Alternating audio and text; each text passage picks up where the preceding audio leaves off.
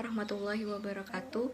Saya Sipa Salama dari Komunikasi Penyiaran Islam Dr. KHEZ Mutakin Purwakarta.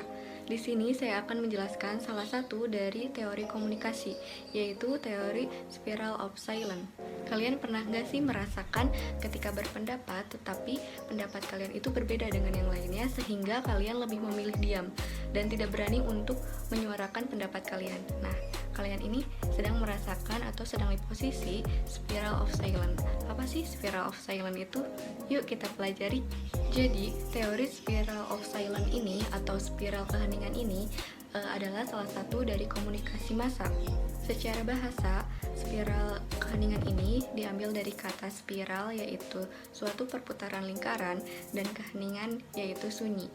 Dalam ilmu komunikasi, teori keheningan ini adalah salah satu dari teori komunikasi massa, di mana ketika seseorang memiliki opini dari berbagai isu, namun memiliki keraguan atau ketakutan untuk memberikan opininya karena merasa terisolasi, sehingga opininya ini tidak bersifat terbuka alias tertutup. Dengan adanya isolasi akan opini setiap individu, maka orang tersebut akan mencari dukungan yang memihak pada opininya tersebut.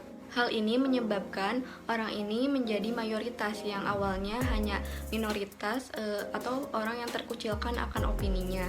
Kebanyakan orang mencari dukungan akan opininya tersebut melalui media massa atau mendekati orang-orang yang berpengaruh terhadap kemasyarakatannya, seperti halnya tokoh masyarakat atau public figure. Akan tetapi, jika opini belum mendapatkan dukungan, maka orang tersebut akan berkomunikasi dengan menggunakan spiral keheningan ini, yang mana orang tersebut akan mencoba untuk menyembunyikan opininya ini dan mau tidak mau untuk menerima opini mayoritas. Nah, dalam sejarah, teori keheningan ini telah dikembangkan oleh Elizabeth Neol-Nemoan pada tahun 1973 yang merupakan seorang psikolog, pakar politik, dan juga jurnalis Nazi Jerman. Dalam pendapatnya, Elizabeth mengatakan bahwa teori spiral keheningan ini merupakan upaya untuk menjelaskan opini publik dibentuk, dan teori ini itu hanya berfokus pada opini publik semata. Teori ini didapatkan dan terinspirasi ketika ia berada di lingkungan Nazi. Nazi itu adalah salah satu partai politik yang pernah ada di Jerman pada masa itu, yang mana banyak orang pada saat itu merasa terisolasi akan opininya ketika mereka ingin mengemukakan pendapat mereka. Sehingga tidak salah jika mereka banyak sekali yang mengalami spiral keheningan ini, dan mereka itu mencoba mencari dukungan melalui media massa. Hal itu terjadi karena masyarakat merupakan penyambung lidah masyarakat secara luas dan umum. Teori spiral keheningan ini memiliki dua asumsi. Yang pertama yaitu opini yang diterima oleh masyarakat atau opini yang tidak diterima oleh masyarakat. Yang kedua yaitu menyesuaikan diri dengan persepsi yang ada pada opini.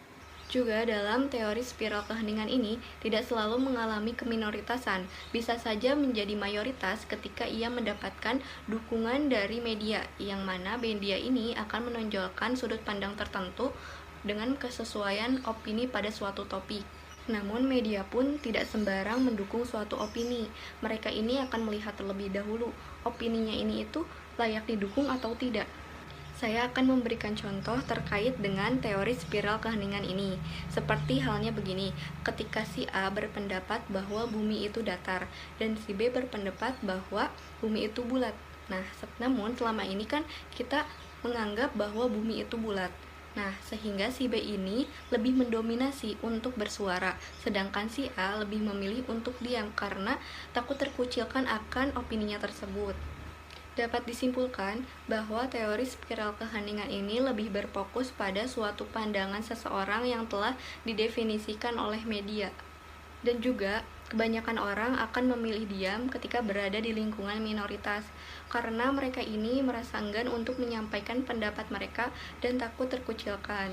Sedangkan, orang yang memiliki sudut pandang mayoritas, mereka ini akan lebih banyak bersuara dan juga berkoar.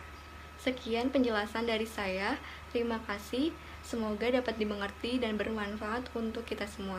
Wassalamualaikum warahmatullahi wabarakatuh.